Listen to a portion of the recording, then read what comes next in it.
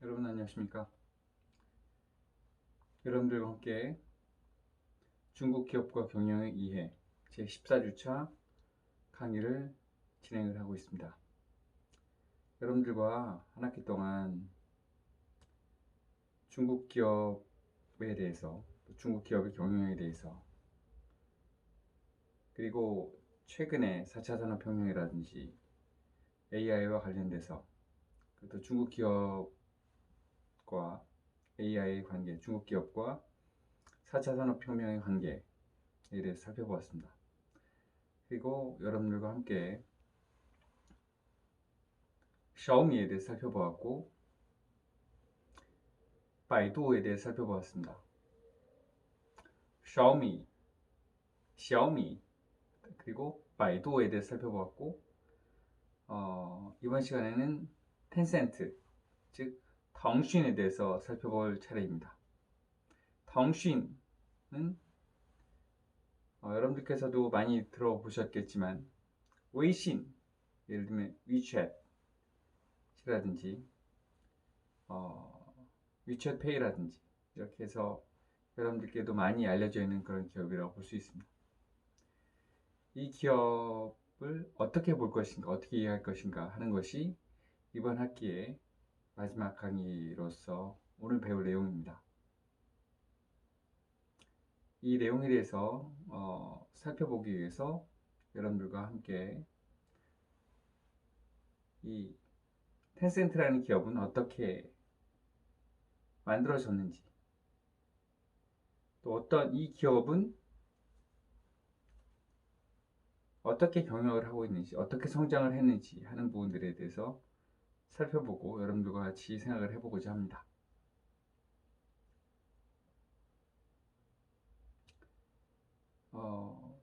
여러분들께 조금 있다가 사진을 보여드리면서 조금 더 구체적으로 여러분들과 함께 텐센트에 대해서 먼저 살펴보고자 합니다.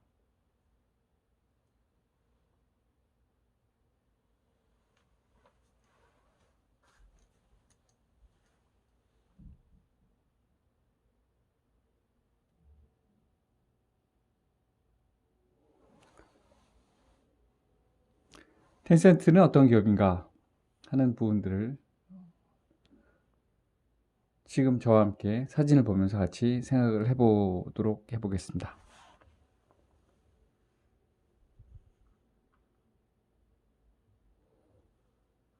이렇게 텐센트 사례 연구입니다. 텐센트 사례 연구입니다. 자, 지금 보여드리는 이 사진들은 오셔보라고 하는 중국의 유명한 작가입니다. 이분이 쓰신 덩신传이라는 책에 나온 그 내용들이고, 그 내용들 중에서 책에 나오는 사진들 중에서 여러분들께 도움이 될 수 있는 사진들을 뽑아서 같이 생각해 보고자 합니다. 자,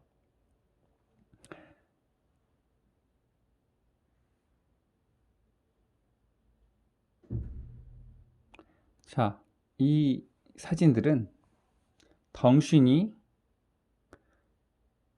창업이 되고 얼마 안 돼서 찍은 사진입니다. 여기 사진에 보면 창업 초기에 과창 베이사이거科技 创业园이라고 하는 창업원, 창업보육센터 같은 곳입니다. 그런 곳에서 그 건물 안에서 덩신을 처음에 만들었던 이 창업자들이 같이 모여서 미래에 대해서 이야기를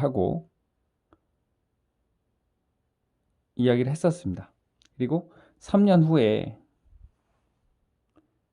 직원이 18명에 이르렀습니다. 그래서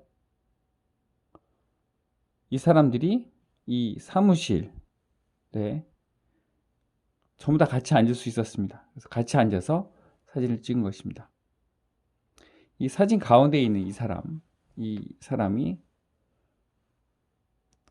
마화덩이라고 하는 덩신의 창업자입니다. 지금도 CEO를 하고 있지만 아직도 40대입니다. 그래서 꽤 굉장히 젊지만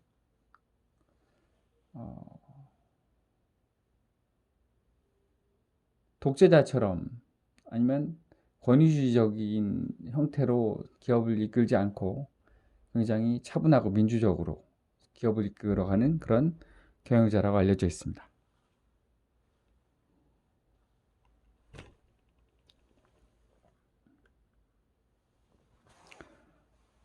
똑같은 덩신주안이란 책에 나온 내용입니다.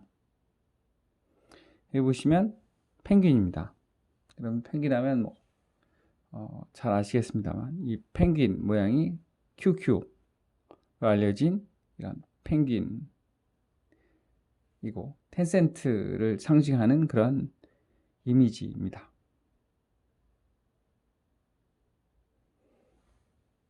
중국의 인터넷 기업 중에서 첫 번째로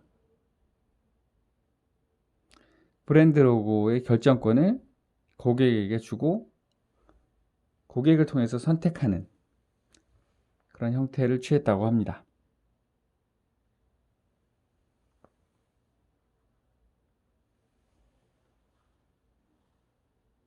그 다음은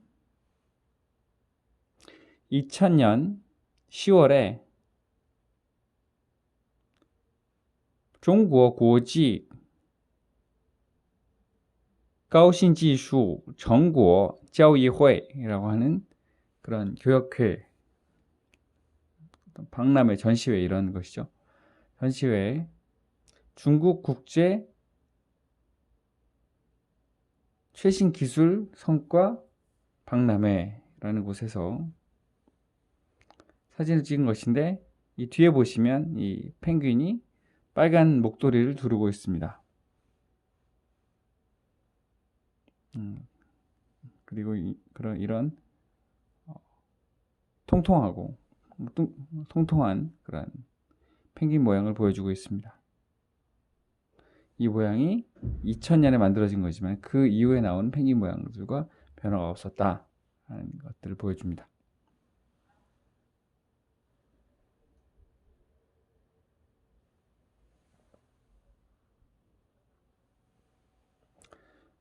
이것은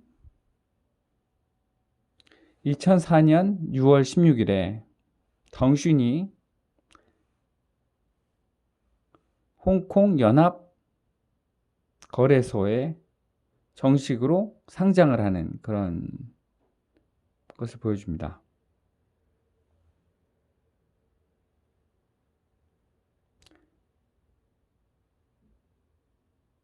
영어로 나온 내용을 보면 Congratulations on the listing of Tencent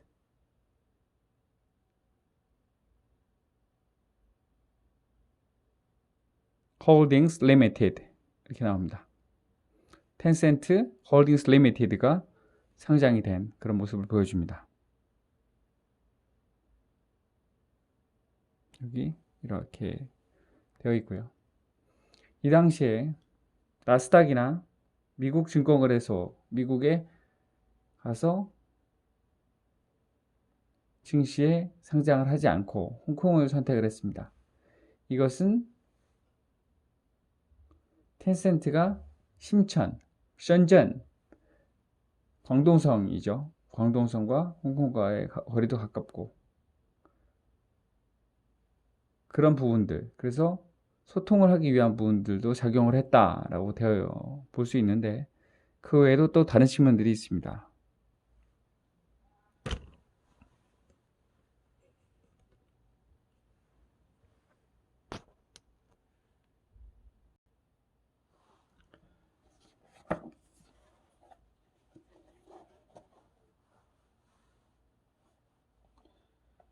좀 아까 말씀드린 우셔보 작가가 지었고 원미경 선생님이 옮기신 텐센트, 인터넷 세계의 새로운 지배자, 그리고 처음북수라는 출판사에서 나온 한글판 책이 있습니다. 그 책은 2017년에 처음 나왔습니다. 이 책의 175페이지를 보시면 이런 내용이 나옵니다. 나스닥인가 홍콩인가 상장을 계획하는 과정에서 적잖은 논쟁을 일으킨 선택은 상장을 미국에서 할 것인가 아니면 홍콩에서 할 것인가 였다 라고 하는 내용이 나옵니다. 당시 절대 다수의 중국 인터넷 기업이 나스닥 상장을 선택했는데 나스닥이 세계 인터넷의 요람처럼 여겨졌기 때문이다.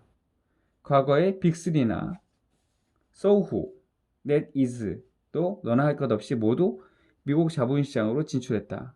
그러나 류츠핑이라고 하는 홍콩 사람이 홍콩 증권거래소 상장을 제안한 데는 세 가지 이유가 있었다 라고 나옵니다. 이와 같이 많은 기업들이 미국에 가서 상장을 했는데 텐센트, 덩쉬는 홍콩에서 상장을 했습니다. 그것이 무엇일까 하는 부분들 계속 읽어보겠습니다. 하나, 텐센트의 비즈니스 모델은 북미에서 벤치마킹 사례를 찾을 수 없다. ICQ에서 야후 메신저, MSN까지 미국의 모든 인스턴트 메신저 도구는 전부 독립된 회사가 아니었으며 수익 모델을 찾지 못했다. 하지만 텐센트는 당시 독립적인 인스턴트 메신저 회사였습니다. 미국인은 모든 인터넷 혁신은 구글이나 보스턴 6번 국도, 번화한 경제 중심에서 먼저 일어나며 세계의 다른 곳은 미국식 혁신에 대한 일종의 반응이라고 생각했다. 그것이 브로델이 말한 세계의 시간이다. 세계의 시간이란 것은 프랑스 아날하파 역사학자 페르낭 브로델이 제시한 개념이다. 인류 문명은 지구의 모든 지역에서 고르게 발생하는 것이 아니며 매 시기마다 소수의 두세 지역이 당시 인류 문명의 최고 수준을 대표한다. 각 민족은 신중하게 자신의 방위를 찾아야 하며 자신이 세계 시간과 함께 하고 있는지 아니면 멀리 뒤처졌는지 판단해야 한다고 했다. 라고 했습니다. 텐센트는 지금 미국인이 이제껏 들어본 적이 없는 이야기를 하고 있었고 그들은 중국인의 이야기를 사고 싶어 하지 않을지 모른다. 이것이 나스닥의 비애다. 라고 하는 것이 첫 번째 이유였습니다. 두 번째 이유, 홍콩이 텐센트 내수 시장과 더 가깝고 홍콩 분석가와 주식 투자자가 미국인보다 텐센트를 더 잘 이해한다. 이론적으로 대중 서비스에 입각한 회사의 상장 지점이 내수 시장과 밀착될수록 회사 가치에 대한 반응이 진실하다. 홍콩 증권거래소의 인터넷 기업에 대한 평가가 나스닥만큼 높지 않겠지만 주가 등락이 심한 상황 역시 후자보다 적다. 나스닥보다는 주가 등락이 심한 상황이 적을 것이다. 그리고 상장한 지점이 내수시장과 밀착이 될수록 회사 가치에 대한 반응이 더 진실하다라는 것입니다.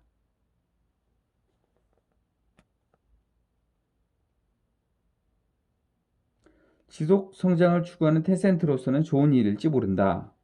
고 했습니다. 세 번째입니다. 홍콩 시장은 일종의 가능성을 지니고 있으며 레드칩으로서 훗날 중국 내륙의 자본시장으로 돌아올 수 있다. 텐센트를 가장 잘 이해하는 이는 언제나 텐센트의 억단위 이용자다. 아쉽지만 당시 내륙의 증권감독 당국은 인터넷 회사를 못 본 척하며 신청 창구를 걸어 잠갔다. 류치핑은 이것이 나스닥과는 대조되는 편견이라고 생각했다. 그래서 홍콩 시장에서 홍콩 증권거래소에서 상장하는 것을 선택했다 이겁니다. 시장과 관련된 세 가지 이유 외에 마화덩이 최종적으로 홍콩을 선택한 이유가 하나 더 있는데 직원 선물 옵션의 이행이었다.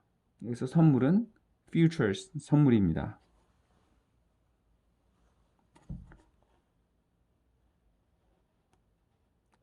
텐센트 창립 후 그는 초기 핵심 임직원에게 선물 옵션을 약속했다. 마화덩은 비교적 낮은 가격으로 상장 전에 구매를 완료하고 싶었는데 미국의 자본시장에서는 이를 회사 이윤을 떨어뜨리는 부적절한 행위로 간주하는 한편 홍콩에서는 이런 방법이 보편적으로 인정되었다. 마화덩은 후자의 규정이 직원에게 더 유리하다고 판단했다. 예. 비교적 낮은 가격에 상장 전에 선물 옵션을 구매를 해서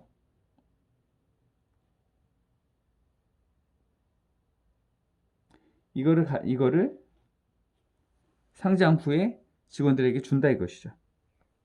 직원들은 비싼 가격에 다시 팔 수가 있다는 것입니다. 또는 보유할 수 있다는 것이죠. 류치핑의 기억에 따르면 상장 지점 선택에서 텐센트 임원진 사이에 비교적 격렬한 논쟁이 있었는데 마화덩이 목판을 두드려 골드만삭스의 제안을 받아들이기로 했다고 한다. 이렇게 되어 있습니다.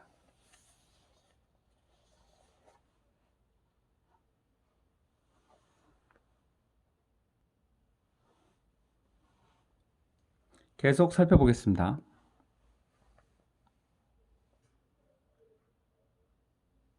자,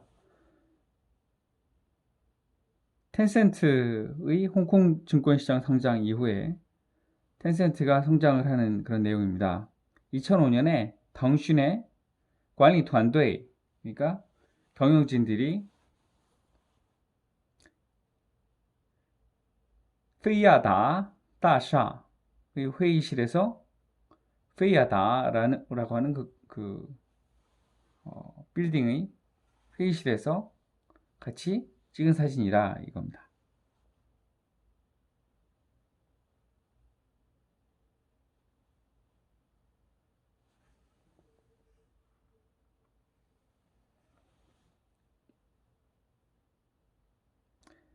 여기 보시면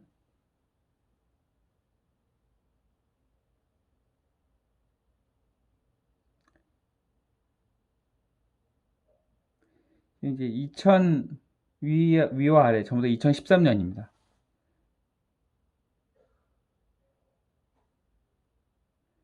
위에 보시면 여기 텐센트, 덩신이라고 나오고 카이팡, 비엔거 이렇게 나옵니다.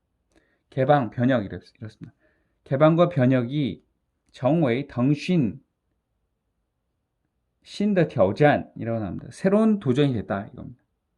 덩신에 있어서 변혁과 개방과 변혁. 그래서 2013년에 덩신의 合作伙伴大会 여기 보시면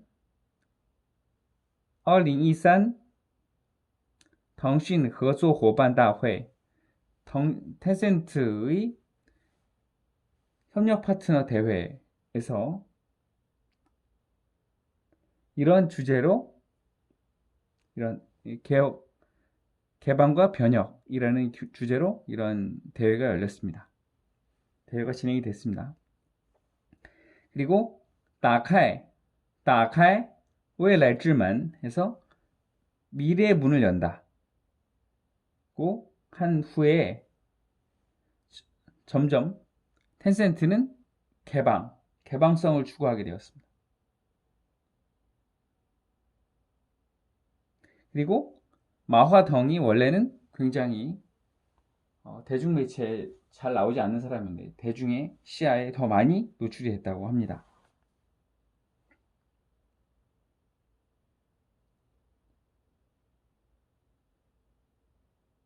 이 밑에는 마화덩이 덩신 WE 대회에서 텐센트 WE 대회에서 연설하는 그런 강연하는 그런 내용이라고 합니다.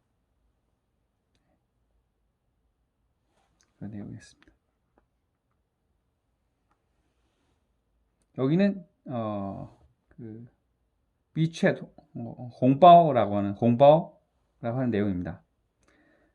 2014년 춘지에前后 춘절 그러니까 설날 전후에抢 홍바오를 잡아라 이거죠. 홍바오라는 것은 여러분들이 잘 아시겠지만 세뱃돈입니다. 세뱃돈 뭐 아니면 무슨 어떤 보너스 기업에서 보너스를 준다 이런 것을 담는 세뱃돈이나 아니면 보너스 이런 것들을 돈을 담는 그런 봉투입니다.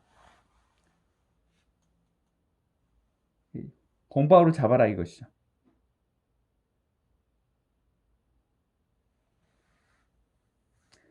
이렇게 전혀 비용이 들어가지 않는 그런 어떤 창의성이 덩신 텐센트를 하룻밤 만에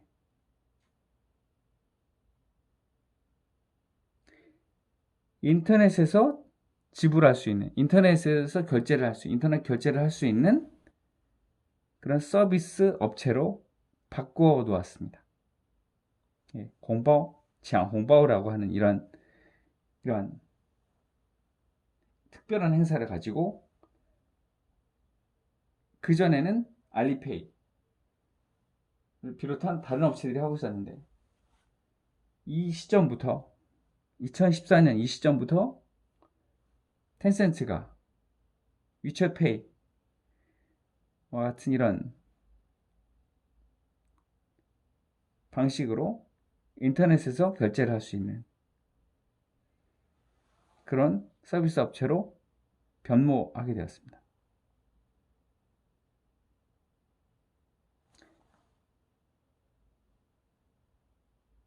그래서 웨이신, 이 위챗이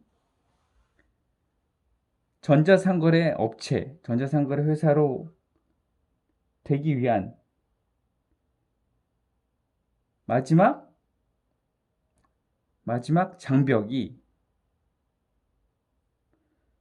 여기 보시면 민종더 광환종 그러니까 사람들이 기쁨 속에서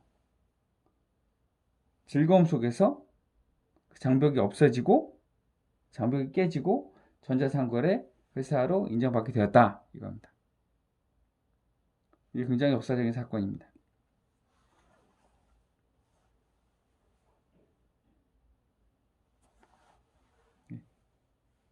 저희는 잠깐 쉬었다가 계속하겠습니다.